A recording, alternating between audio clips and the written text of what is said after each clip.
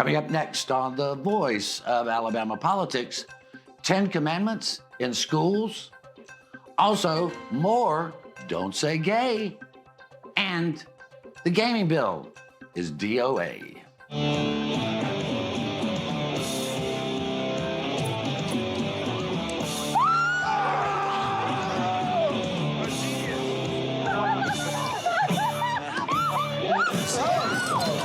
Who killed it? The legislature. All this and much, much more coming up next on The V.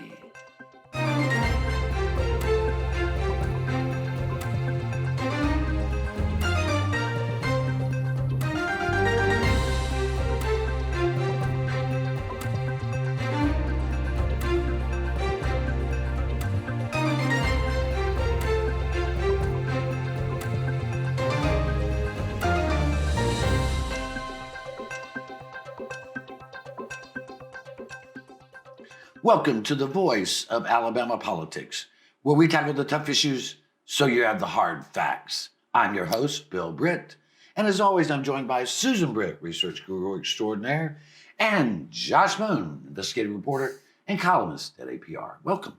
Hey, guys.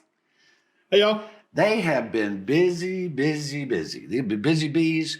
They are, they're passing more religious-sounding bills than I have ever even heard of. I mean, you'd think that was a Sunday school class meeting. They're passing so many bills. But before we get to that, let's talk about the great sin that has visited Alabama.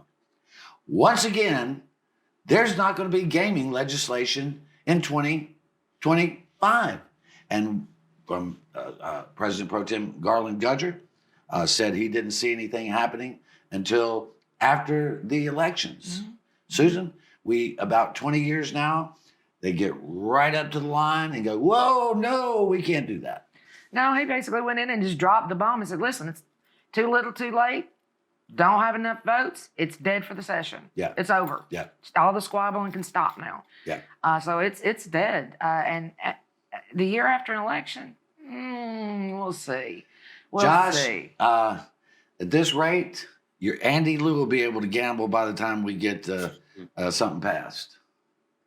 Well, listen, she can gamble now because honestly, what we've got is a bunch of illegal gaming, and so they don't check anybody's age verification or anything else. So it's perfectly legal for her to go in and gamble now, and that's what a lot of the legislation is about: is stopping some of this nonsense that's really preying on kids and trying to put some guidelines in place, but. They don't want to do it because, I think some of them are getting money from some of the illegal gaming operations. Some of them are getting money from some of these manufacturers who do this. And a lot of them are being swayed by lobbyists and attorneys and people who make a living off of this fight every year. They'd love to see it coming because they've been a lot of kids put through college, man, off the backs of this gambling fight. I'll tell you that. Now, we could put kids through college by implementing a lottery like these other states around us do, but instead we're just going to send the upper class elite folks and the lobbyists and attorneys kids to college off the backs of this gambling fight every year. Well, we thought there was a great chance that this bill might pass this year because the Porch Band of Creek Indians had made a deal to buy the Greyhound track in Birmingham from the Gregor family. That deal went through, and it all looked good. And Josh, you know this. I mean, basically all the sides, the tribes, the tracks, all those people were on board. And basically it was just a matter of getting the bill out there, right? For the first time. Yeah, no, it was. And listen, it's last year, they had a good bill out of the House last year that everybody was essentially on board with. There was some back and forth behind the scenes and things like that ultimately upended the thing.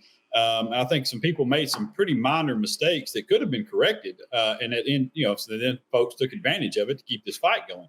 It's going to take, as I've written, it's going to take somebody losing a seat over this, and it's going to take somebody getting fired as a lobbyist or somebody like that before this thing moves along. There's going to have to be consequences to this. The folks involved in this need to go out and identify some of these folks that have held this thing up in the back rooms, and we all know mostly who those Yeah. people are. Yeah, we have. And some of them are very vulnerable, especially in primaries. Yeah. And I think they should go out and fund some folks that would be a little friendlier to them. Well, and one of the things, Susan and Josh wrote about this is very true. The blame game started immediately after Senator Gudger came out and said, look, too little, too late. The blame game came out, and it's always the same people. Oh, it's PCI. Oh, it's the McGregors. Oh, it's this one. It's that one.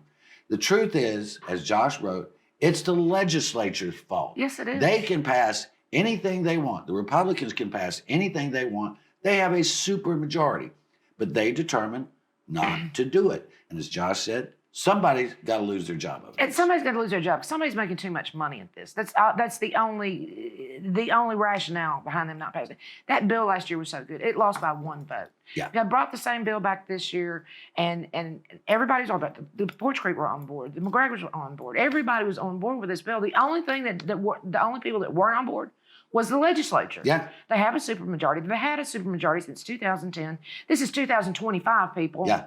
You know, get off your duff and get something done. We're about to face some really big economic challenges in the state for the federal cuts that are coming. Think about where we're going to get the money to support the programs we already have when those cuts come. But they're too busy worrying about library books and pronouns. Josh, it's true. I mean, like you wrote, it's the basic problem stops in the House and the Senate. Now, the House did their job. So this year it stopped. Last year it stopped in the Senate. They killed it last year. They've killed it this year.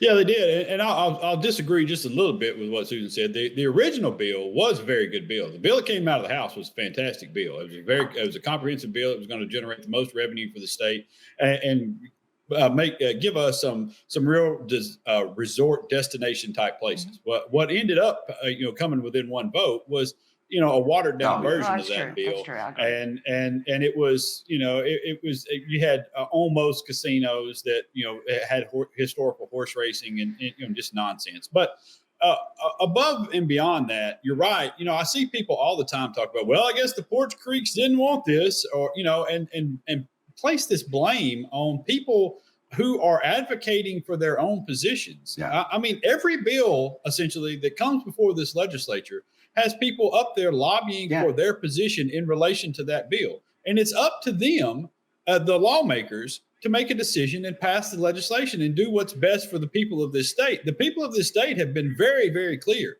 that they want this issue addressed. They want it solved. They want to have lottery. They want to have casino gaming. They want to have sports wagering. There's no mistake in this. 80% of Republicans want to have an education lottery. I mean, 70% of Republicans want to have casino gaming in this state. That's not the whole overall state. It's just Republicans, okay?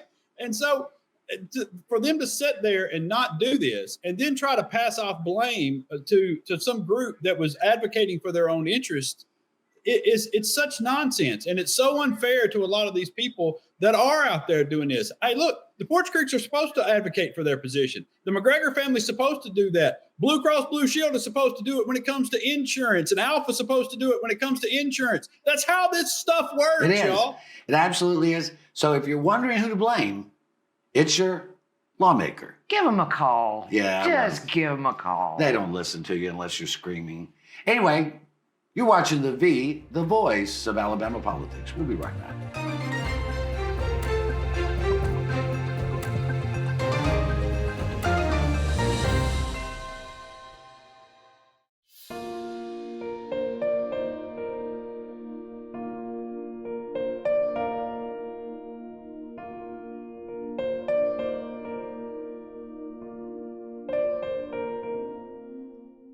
Alabama has a hands-free driving law, and that means you can't hold your mobile phone while making a call.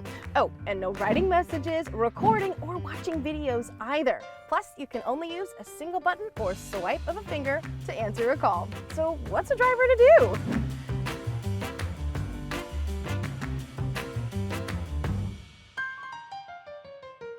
do? Alabama's hands-free driving law is in effect. Follow it. Your home is your most valuable asset. But what if someone tried to steal it from you? Property fraud is one of the fastest growing areas of fraud in the country today. As a district attorney, I've seen firsthand the devastating effects of property fraud. That's why I'm proud to support the Montgomery County Probate Court's REACT program. REACT is designed to protect your property and to give you peace of mind. By signing up, you'll receive an email notification if a document is filed against your property. This program is a game changer. It has the potential to prevent fraud and protect countless homeowners throughout Montgomery County. So don't wait. Sign up for REACT today and protect your home. Protect your home with REACT. Sign up today.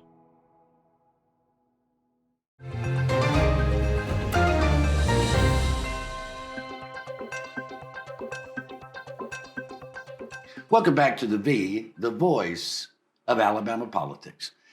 Now, basically the next two segments, except for a little piece of the last one, are going to deal with the preoccupation that the Republican Party in Alabama has with sex and gender to such a degree that I'm starting to feel like there may be some need for therapy out there. But again, I could be wrong, but there is just, Susan, it's almost a morbid sense of passion about this that psychologists might find a little disturbing.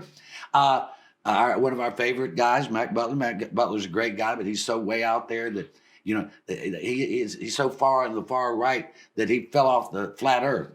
But his bill has cleared committee now, where it's more don't say gay, and not only can they not talk about gender or gay, or they can't have pride flags in schools.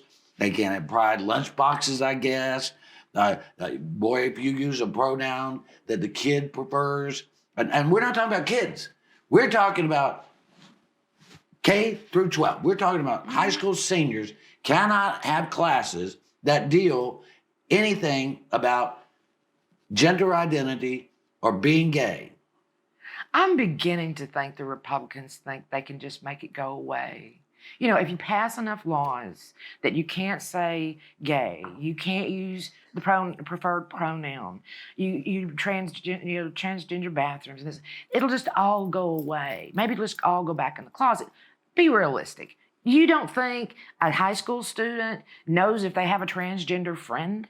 Right. And knows that they prefer he instead of she or vice versa.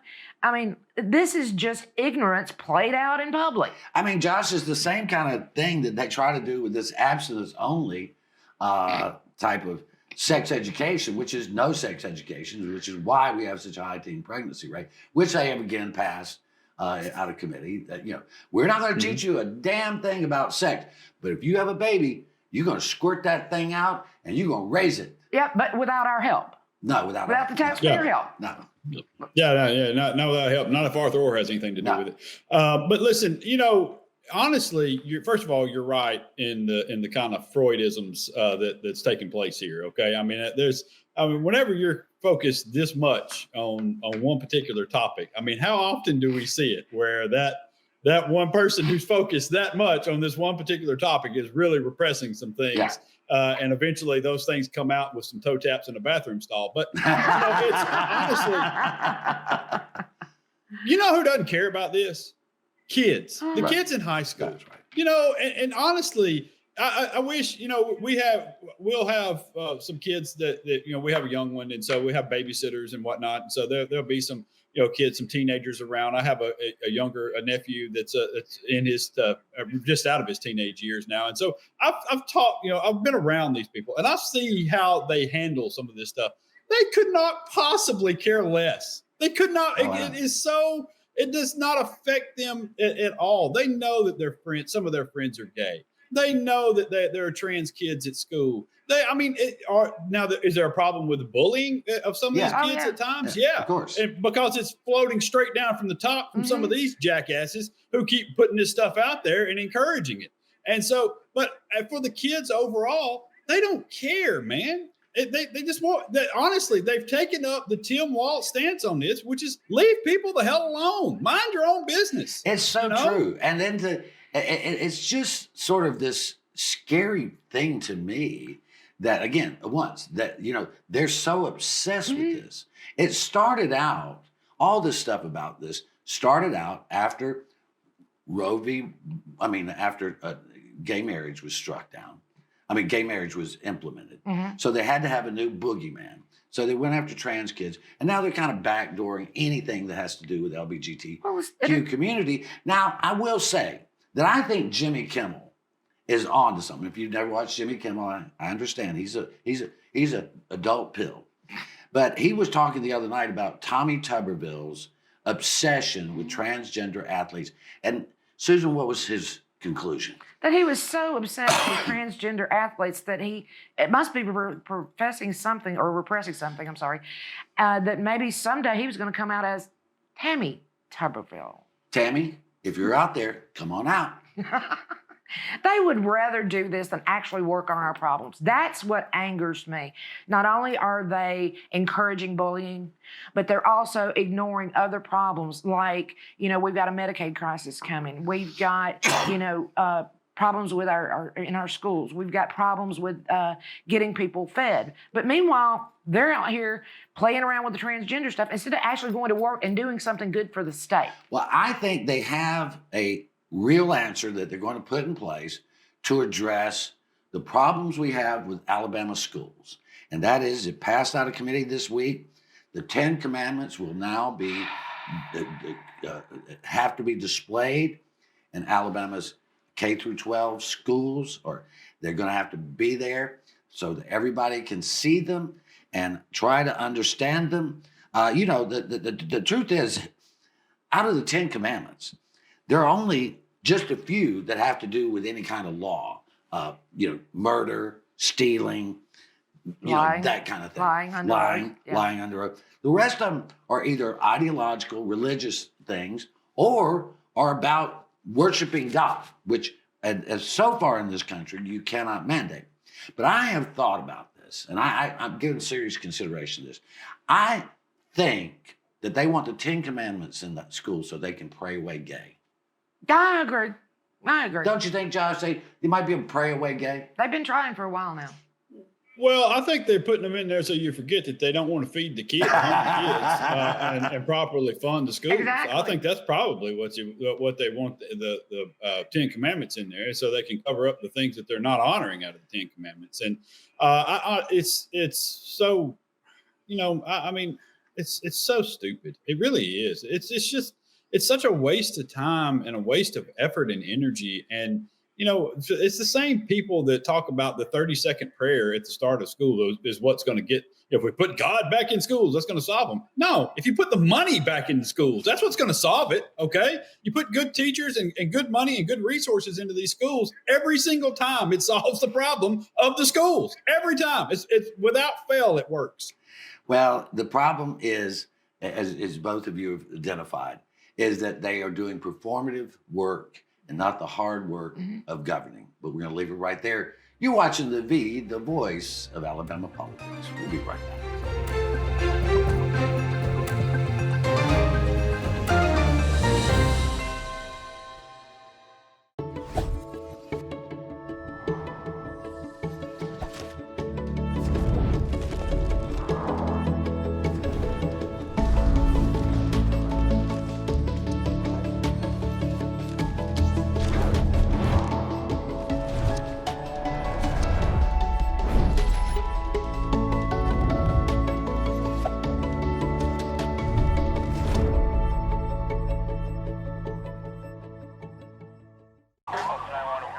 My personal biggest pet peeve is kids who are not properly restrained, whether that be in a booster seat, a car seat, or even a simple seatbelt. Kids, they become projectiles, and it's terrifying. It absolutely breaks my heart to know that something so innocent could be punished so severely. Your children rely on you to be that person that says, no, you need to put your seatbelt on.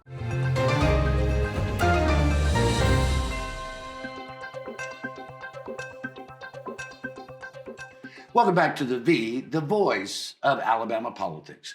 John Wahl, who is the head of the Alabama Republican Party, is also the head of the Alabama public library services. He's the head of that, so they dictate a lot of policy. They also have a lot of money that they dole out. And the last couple of weeks, they have gone off after the Fairhope Library. Mm-hmm. They defunded them over 2 books. One of the books, Susan, Grown, which is about a girl that was trafficked. There's another one, award-winning book, that's about a girl who was basically groomed by an older man. Mm-hmm. And these are cautionary tales. They're award-winning books. They are for teens because it's about teens. John Wahl said it was the most disgusting, disturbing, heartbreaking, sickening, all this stuff these books were. Well, yes, John, because they're about what young women go through, and they go through it. And that you feel that way about those books says more about you than it does about the books. But anyway, go ahead, Susan. He should be horrified. I'm horrified by what the content of these books are because it is so disturbing. And because I'm horrified by it, I want young women to be able to spot when they're possibly being trafficked or their best friend is being groomed by an older man. Young women need to be aware of these things, not put it in the back closet. And once again, this obsession with sex. Here we go again. Yeah, there you go. Especially when it comes to women. Well, one of the things, and Josh, you know this, and we've written about it quite a bit, is that the folks in Fairhope resisted Wahl and his takeover of the library. And so some of them called him a right-wing radical. And he took exception to that. Well, last week I took his letter that he wrote and showed that in each section of that letter, he proved himself to be a far right-wing radical.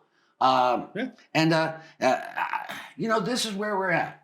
That we got the head of the GOP and the head of the library who were the same person telling people what they can read. And then they come around, they say, oh, we're for parental rights. No, you're not. You're lying. You're for what you say should be parental rights. Yeah, no, well, they're for limiting the access of materials to certain people. And if you were actually for parental rights, then you would let the parents of those children who want to read those books determine whether or not those kids should read those books. That's parental rights. That's what parental rights, that's how you define the parental rights of out there. You don't limit the thing and then say we're for parental rights because we're going to keep it from them. Yeah. It's nonsense, man. It just is, and honestly, I'll tell you this, I really like that he had to write this letter, that the people in Fairhope have caused so much of an uproar and raised so much hell about the way they've treated that library down there and the way they've done things that he felt the need to do this because he's now put Republican candidates in jeopardy in the Fairhope area by his actions and the way that he's done these things right here. And they should all go to him and say, hey, man, what the hell are you doing? Okay. And because this is something that the public is not standing for anymore on these things. To a certain extent, I can understand when people say, well, this book probably shouldn't be over here or there or whatever, I can understand when some people go in and say, well, this doesn't fit my definition of where it should be. Right. However, your definition isn't what matters. A library is a building that houses books, and you go into it and you pick the books out that you want to read, okay? And if you don't want your kids to read certain things in that building with books, go in with them and don't let them read those books. But they reject professional librarians who actually get degrees from real universities, unlike John Wahl, who we can't find where he graduated from anything, anywhere. We can't find that a John Wahl actually even exists. Right. We found a Nehemiah Wahl, but not a John Wahl. Mm-hmm. And so, we've got a guy who's telling libraries what they can do, who's running our library services thing, who's running the ALGOP, and nobody knows anything about him. No, nothing. Maybe we should do a book on him. Yeah. Basically, I think what Fairhope told him was, and the horse you rode in on. Yeah, they did. And they said it very loudly, and applause to them. Applause. Because this is too far. This is the only thing this is about. This is not about these books, people. It doesn't have anything to do with the books. It simply has to do with control. And when they fought back and said no, he cut their funding. That is a control issue. That is all that is. Absolutely, excuse me. I choked on my own words because I was going to remind everybody that we've seen this movie before. The people who ban books are the same people that later on burn people. I believe it was Heinrich Heine said that in the 1800s, right? Yeah. And so we're really in a desperate situation here. But I want to move on to something that is semi-positive. Andy Witt, very smart guy, has come forward with a hemp bill that would regulate, tax, and monitor the quality of these hemp products that are sold in vape stores and in convenience stores around the state. Now, that bill is probably going to have a tough time getting through because it is a complicated issue at a time when we're about running out of time. Josh, I mean, you've looked at this, and Andy's a great guy, but I don't know that he's got time to get this out. Maybe so. Yeah, I don't either. I think you're right. I think it kind of sets it up for the next session, probably more than anything else. Although I will say that I hope that Andy gets to give more press conferences about these things because some of his comments are top notch. I mean, top shelf humor, my man. Yeah. I mean, they really are solid. But no, I think you're right. I think it's such a complicated issue, and then plus you have also the folks divide over the ABC board as it is.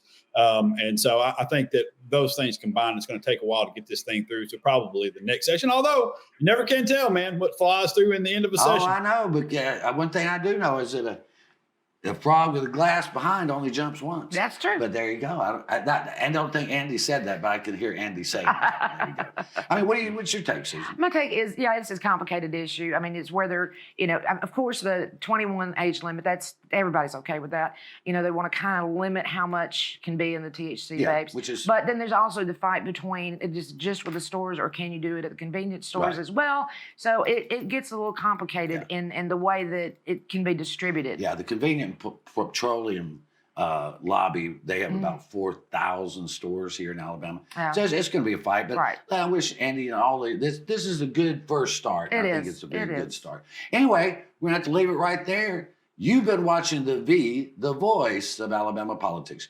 You watch us because we watch them.